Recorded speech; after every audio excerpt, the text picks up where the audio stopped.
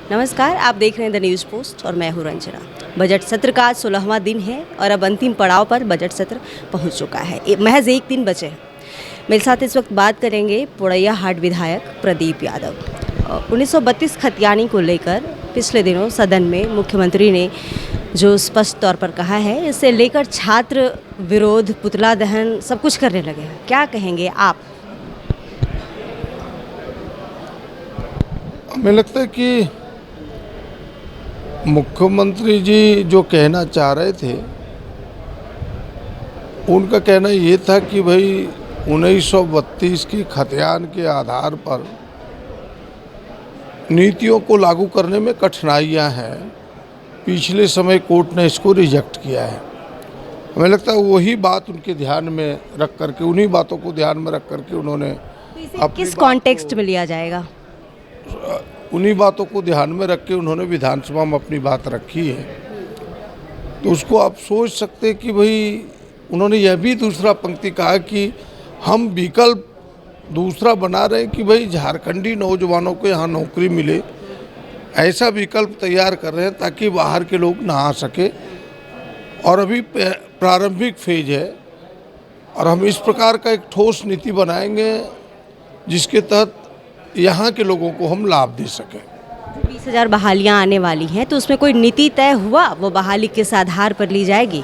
देखिए, अभी तो आप जो प्रारंभिक तौर पर पिछली नीति है, कुछ एडिशन इन्होंने किया है कि भाई जो यहाँ के मैट्रिक पास है, जो यहाँ से आईए पास है,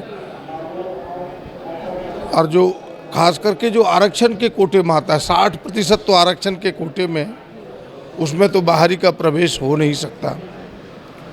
और उसमें आप कहाँ से पास है ये भी छूट है, क्योंकि लोकल आरक्षण कोई यादव समाज के व्यक्ति आएगा, बिहार का तो उन्हें पिछड़े का आरक्षण यहाँ तो मिल नहीं सकता। तो 60% तो यूं ही कवरेज है। और फिर जो उन्होंने यह नीति लगाई है कि जो यहाँ से मैट्रिक पास होगा, 12 पास होगा, ऐसे लोगों को ही हम तृतीय और चतुर्थ वर्ग यानी कर्मचारी चयन आयोग। महिलाएं जो शादी करके आती हैं कहीं और से, उन्हें इस चीज़ का लाभ नहीं मिलेगा? नहीं, आप दोनों पंक्ति को अगर जोड़ेंगे तब आपके ध्यान में आएगा कि ऐसे लोगों को 50% लोगों को छूट है ऑलरेडी, कहीं से भी वो आ सकता है। लेकिन वो झारखंडी होगा तभी उनको वो 50% के 60%, अब तो जो गरीब लोग हैं 10% उसको भी आरक्षण है, बचे शेष 40 है। उस 40% के लिए उन्होंने यहाँ से पास होने की अनिवार्यता की है। तो उसमें कुछ लाभ देने के लिए 2-4 लोग छूट सकते हैं, उसके प्रावधान इसमें नहीं है। जो बात बार बार उठती है उसकी बहुत 7वां से 10वां हो गया। अब कुछ छात्र कयास लगाए हुए हैं कि 11वां की भी बहाली जल्द निकलेगी। कब तक निकलेगी, कुछ अंदाज़ा? आप सरकार में हैं। देखिए, हम सरकार में हैं, लेकिन सीधे सरकार में नहीं, हम सरकार के समर्थित लोगों में से। तो ये नीतियाँ जो बनती है, निर्णय जो होते हैं, वो सरकार करती है। और ये सरकार जो डायरेक्ट सरकार में, वो आपका इसका उत्तर बेहतर दे सकते हैं। ठीक है, लेकिन आपके पास भी छात्र पहुंचते होंगे कि भाई इतने दिन हो गए, बहाली निकलना चाहिए, परीक्षाएं लंबित पड़ी हुई हैं।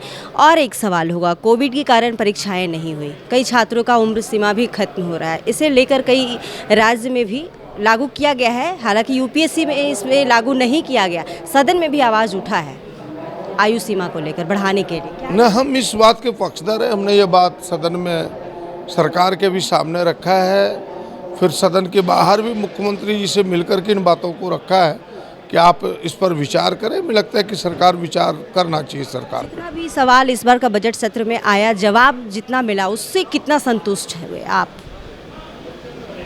देखिए, जवाब तो सरकार देती ही है, कोई भी सरकार रहे।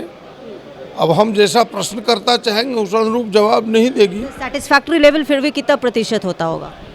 अब जैसे आज आपने देखा होगा कि एक मेरा अहम प्रश्न था, तो सरकार ने तो बताई कि भाई हम जो गलतियां पिछली सरकार ने की है, लैंड बैंक के बदले रैयतों को वापस का उसका संशोधन करेंगे। फिर उन्होंने कहा कि भाई रीअसेसमेंट कराएंगे। तो कभी आपके अनुकूल होगा, कभी आपके अनुकूल नहीं होगा। सरकार की कई परिस्थितियां होती है, जिन परिस्थितियों को सरकार के बाहर बैठे हुए लोग समझ नहीं पाते हैं, तो उनको लगता है कि भाई क्योंकि सरकार को सब चीज़ों को संतुलित करना है। जैसे हम कहें कि हमारी सारी सड़कों को बना दें, ये मेरी प्रायोरिटी है, लेकिन सरकार खाली सड़क पर बनाएगी तो और चीज़ों को देख नहीं पाएगी, वो उनकी प्रायोरिटी नहीं है। उनको सड़कों को भी देखना है, कल्याणकारी योजनाओं को भी देखना है, जो यहाँ कार्यरत कर्मचारी हैं उनके वेतन को भी देखना है। लेकिन मेरी प्रायोरिटी होगी कि भाई क्षेत्र में मेरा सड़क बन जाए, सारी सिंचाई की सुविधाएं हो जाए, और वो संभव हो नहीं सकता। तो दोनों की प्रायोरिटी में अंतर है। इसलिए पूरी तरह से आप एक प्रश्नकर्ता को कहेंगे कि आप उत्तर से कितने संतुष्ट हैं, तो यह प्रश्नकर्ता आपको कभी 100% संतुष्ट नहीं बताएगा। मुख्यमंत्री प्रश्नकाल जो था उसे विलोपित किया गया, क्या कहेंगे आप? नहीं, मुख्यमंत्री उनका कहना है, जो उनके पीछे तर्क है जो हमने सुना है, नीतिगत सवाल हाँ, कि नीतिगत सवाल आते नहीं, नीतिगत सवाल और दूसरे कुछ तो आते थे ना। उनका कहना है कि जब मुख्यमंत्री स्वयं इतना सक्रिय हो, सारे प्रश्नों का उत्तर दे, तो इस प्रश्नकाल का कोई औचित्य नहीं है। शुक्रिया। तो आपने स्पष्ट तौर पे सुना, इन्होंने कहा कि मुख्यमंत्री प्रश्नकाल जो विलोपित हुए हैं, वो मुख्यमंत्री ऐसे ही सजग रहते हैं और सभी सवालों का जवाब वो अपने से खुद से ही देते हैं। खैर, बने रहिए इसी तरह की खबरों के लिए द न्यूज़ पोस्ट के साथ। नमस्कार।